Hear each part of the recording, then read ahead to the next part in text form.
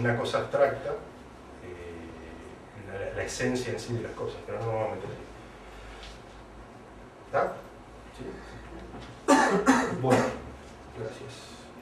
¿Borramos acá? Un par de etimologías para ir a lo que primero me interesa, en lo que primero me interesa meterme, que es tratar de ver o de encasillar qué es el trabajo terapéutico, o qué sería, o de qué se trata. Y no estoy hablando de la psicología. Ahora voy a empezar a distinguir entre trabajo terapéutico y psicología en sí. Si escribo un par de palabritas en griego, ¿se asustan? No. Terapeuta. Esta es la letra que más me costó aprender cuando aprendí griego. No me salía el firulete, es la Z griega.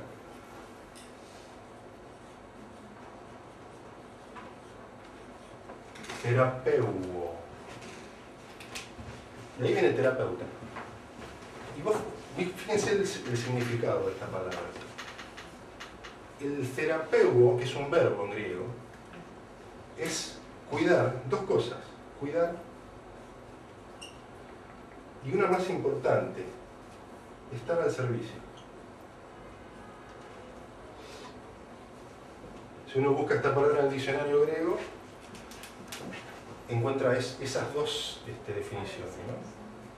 O sea que si nos remitimos a la sabiduría griega, que era una sabiduría muy intuitiva, muy realista, muy de leer la realidad, ¿no? De entrar en el pensamiento, como después pasa en el modernismo del siglo XVII, y después lo vamos a ver, ¿no? La sabiduría griega era muy de leer la realidad y de que las palabras reflejen exactamente esa realidad.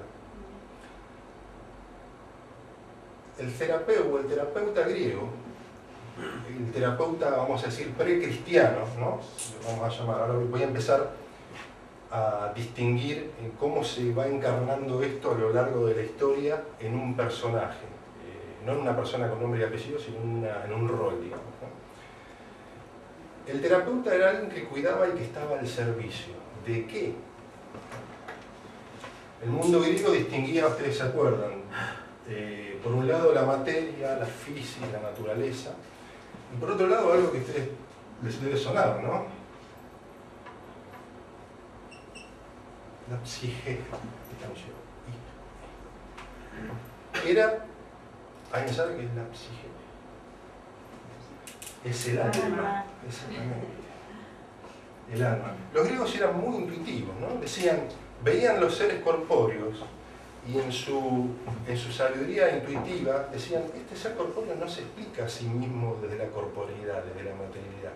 Tiene que haber algo que no estemos viendo que lo anime, que lo haga funcionar, porque la materia misma no parece explicarse a sí misma, ¿no? A eso le pusieron el nombre de psique. Esto es psique, el alma. El alma era, había dos mundos en el mundo griego, el mundo material y el mundo no material, o del alma.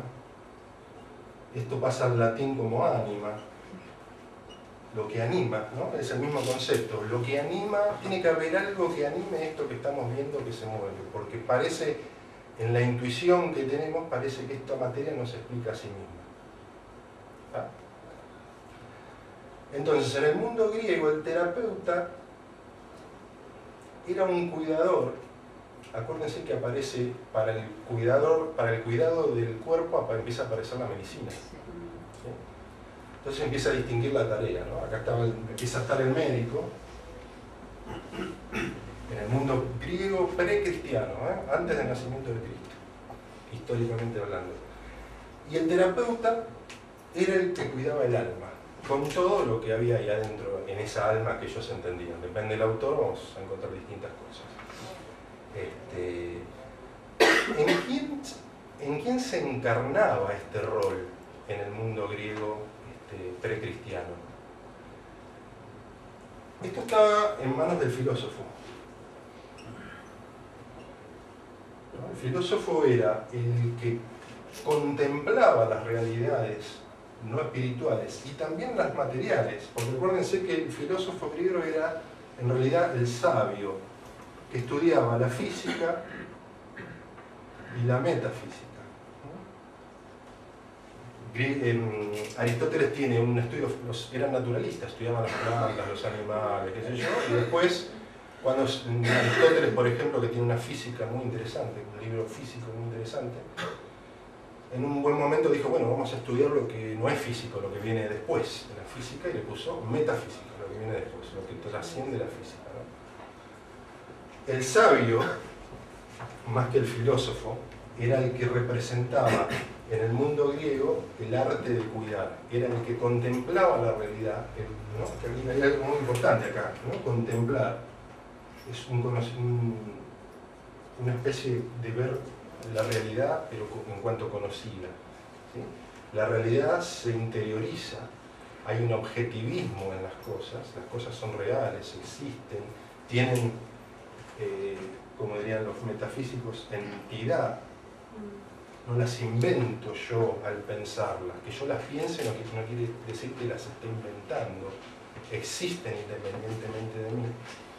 El filósofo, el sabio, las conoce y determina de alguna manera las leyes, que serían, entre comillas, ¿no? En esa época, las intervenciones para cuidarlo. ¿Qué es lo que hay que hacer para ponerse al servicio? Entonces, fíjense, vamos con el filósofo, que contempla una realidad, ¿sí? No la inventa, la contempla, lee la naturaleza física y metafísica, y una vez que descubre cómo es a través de la contemplación, determina las reglas para el cuidado del alma y también de acá, ¿no? Porque hablaban de todo. Pero fundamentalmente la parte que nos ocupa,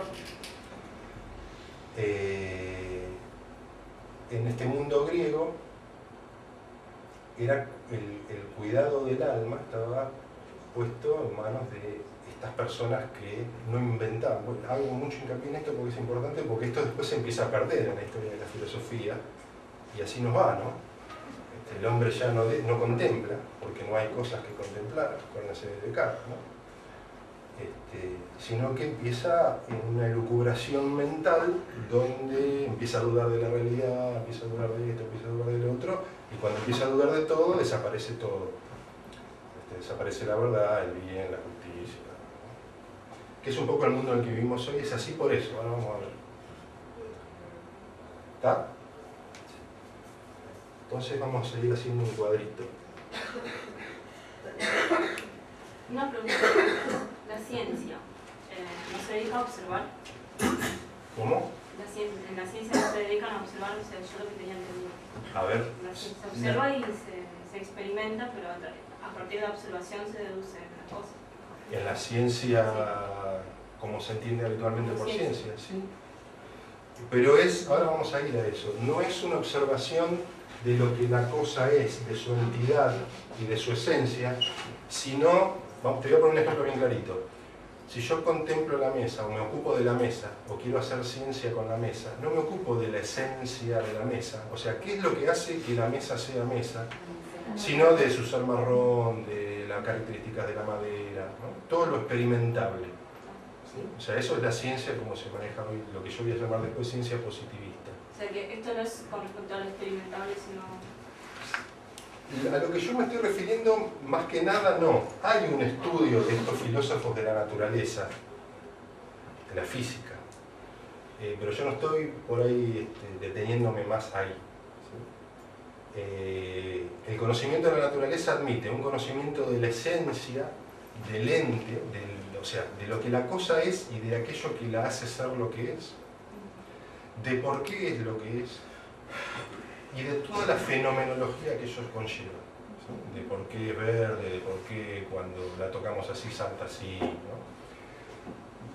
Todo lo que es el estudio de lo que es, vamos a llamarle la esencia, el ser de la cosa, es más de la filosofía. Eso se empieza con el transcurso de los siglos se empieza a separar solo. Lo otro va quedando solamente para la ciencia entendida, porque esto también es ciencia. Digamos, los filósofos hacían ciencia en la definición fíjate la definición griega de ciencia,